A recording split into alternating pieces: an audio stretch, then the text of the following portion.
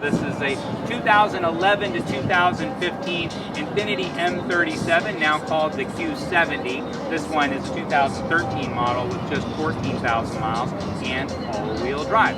I'm going to pop the hood. We're going to take a look under there and see where things start.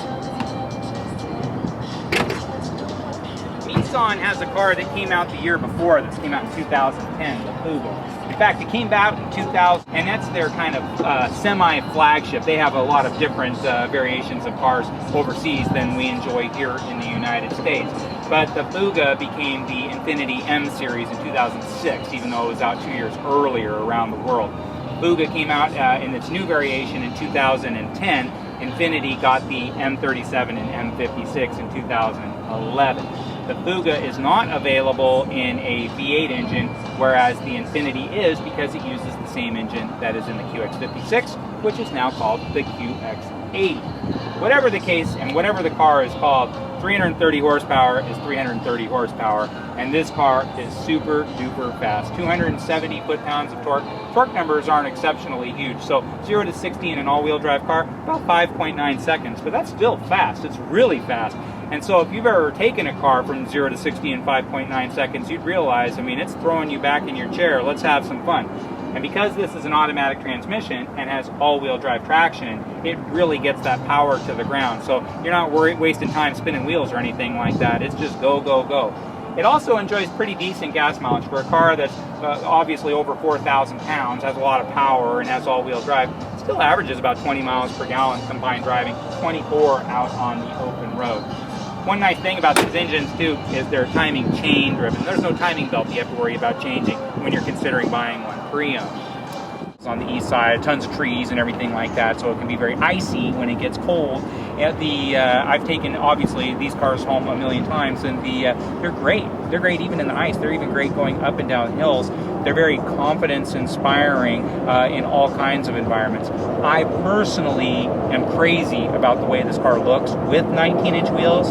It's just my practical side says maybe if I lived in Phoenix, Arizona or something like that. Interior-wise, hard to fault this car. I mean, it's a gorgeous interior. I think the one thing that's held the M series back is that the looks are a little bit polarizing, and so when Nissan designed this car, they designed it with two strategies in mind. One was the Coke bottle strategy, which is the name for curvy cars in the 60s and 70s, and this wanted to have that Coke bottle kind of feel to it. The other thing is they wanted something organic that reminded them of sea creatures, and so kind of a funky set of variables there, and it created kind of a funky overall appearance for the car, but it's aged so darn gracefully. It's as nice looking as a lot of cutting edge kind of postmodern types of cars, even cars that we're seeing at displayed at car shows and what have you that are coming around on the horizon 2, 3, 4 years from now have more of this kind of look, and this car is on the road right this very minute. Now the interior, again, just as curvy as the exterior. Beautiful, beautiful wood. This is a premium package, so instead of a 7-inch monitor, I'm getting an 8-inch monitor. It has nice navigation, easy to use, and it has that 3D effect where you have bird's eye effect where it lays down, you kind of see everything like a bird flying through the sky rather than a map being held up to your face. And then it has a 10-speaker Bose stereo system, and it's a really nice Bose stereo system as well. Now, 114.2-inch wheelbase means I'm super comfortable in the front. In fact, I'm probably too far back here in the front at 6 feet tall, 175 pounds. Let's see how the back seat works out.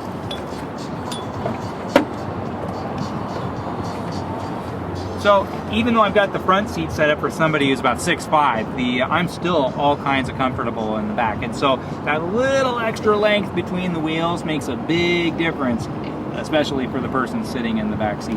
Headroom, shoulder room, all that other room, yeah, it feels great. Leather, super duper nice perforated leather. I mean, everything about it. It's a really nice car. Let's jump in back and take a peek at the truck. Everybody's into measurements in the world of the internet, so they always want to say how many cubic feet is the trunk. And I always laugh. It's like, why would you ask that question? Just look at the trunk. Does it work or does it not work? And so it's like, no, I don't trust my own eyes. I just want to hear the number. And a bigger number is better and a smaller number is worse. But that's just how it is when you sell cars for a living. And so just look at the trunk. It's obviously really, really big. And this kind of demographic, let's face it, what do they want to put in here? A couple of different things. They either want to put 2 sets of golf clubs and some hand carts in there. Not a problem at all. or they want to load this thing up for bear at Costco. Not a problem at all. It's all kinds of spacious in the trunk. So it's really, really big in the front, pretty big in the back, and has a really generous trunk. Simple as that. Parking sensors, rear camera. The rear camera's nice, great big display, so that nice 8-inch display makes it really easy to see what's going on behind you. And then again, these very, very curvy lines. And again, I get that they're polarizing. I get that they're not, you know, more of a taut kind of look like maybe an Audi A4 or even their own Infiniti G37, now called the Q50. But I think it's a sensational looking car. I think it's a cutting edge, daring looking car that still looks very, very professional to an executive point and modern and classy. Let's jump inside, turn it on, see how it sounds.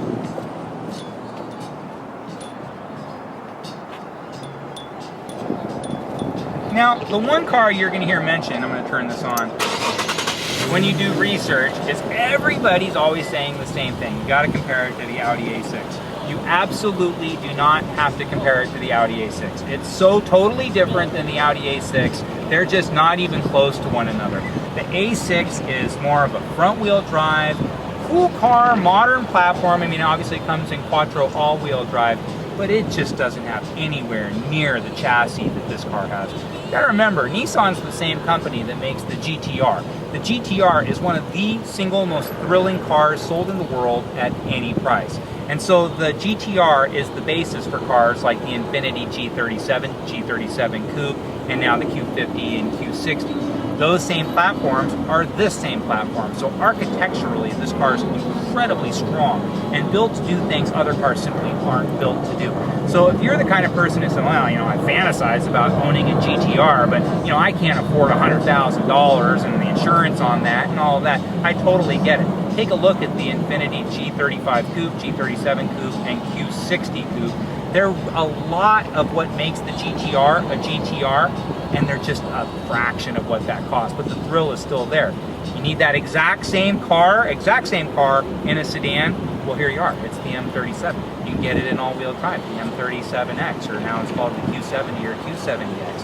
2011 to 2015, it is one of the real under-the-radar cars on the marketplace. Your friends don't have one, people you know don't have one, you never see them. They have a great warranty, 4 years, 60,000 miles bumper to bumper from the factory, 6 years, 70,000 miles powertrain. They're fast, they have awesome stereo systems, they're gorgeous inside, and when you show up, it turns heads everywhere you go. Everybody thinks it's a brand new 2017 such and such, and you're the first one in town to have one. They're that different and they're that rare. Again, I test you, go out and drive a $100,000 car, and then put yourself behind the wheel of a 2 or 3 year old Q70 or M37X and tell me what you think. And I promise you, the first thing you're going to say is 2/3 of that money is utterly wasted. This car is faster, nicer, has just as strong a warranty. I feel good it's going to last a long time, and resale value from here that nobody else can touch. If you have any questions about this M37X or anything that we have here at Honda of Seattle or Toyota of Seattle, please feel free to reach out to me anytime. My name is Joe Tunney. I'm the pre-owned director here at Honda of Seattle and Toyota of Seattle. You can reach me anytime at joet@hondaofseattle.com.